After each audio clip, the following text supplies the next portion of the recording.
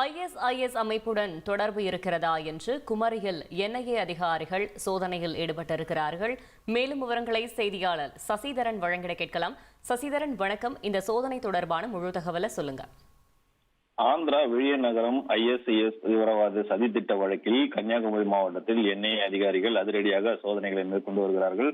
கடந்த ஆகஸ்ட் மாதம் ISIS ஆதரவாக கருதப்படும் பீகார் மாநிலத்தை சேர்ந்த ஹாரிப் ஹுசைன் மற்றும் அபுதாப் தாலிப் என்பவர் நாடு தப்பி செல்ல முயன்ற டெல்லி IG விமான நிலையத்தில் வைத்து NIA அதிகாரிகள் கைது செய்தார்கள். முன்னதாக இவ்வழக்கில் சிராஜ் உர் ரஹ்மான் மற்றும் சையத் சமீர் ஆகியோர் கைது செய்யப்பட்ட நிலையில் ஹாரிப் ஹுசைன் அவர்களுடன் தொடர்பில் இருந்தது விசாரணையில் தெரிய வந்திருக்கிறது.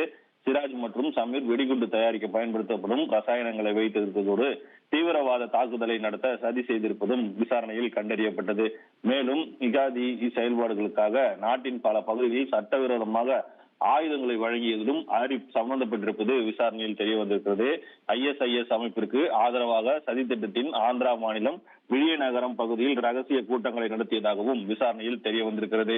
இது தொடர்பாக டெல்லி NIA வழக்கு பதிவு செய்து விசாரணை மேற்கொண்டு வரும் நிலையில் தகவல் தொடர்புடைய அடிப்படையில் கன்னியாகுமரி மாவட்டம் கோட்டார் இளங்கடை மாலிக் தினார் நகர் பகுதியில் அமைந்திருக்கக்கூடிய ரஷீத் அகமது என்பவர் வீட்டில்தான் இந்த சோதனையானது இன்று நடைபெற்று வருகிறது.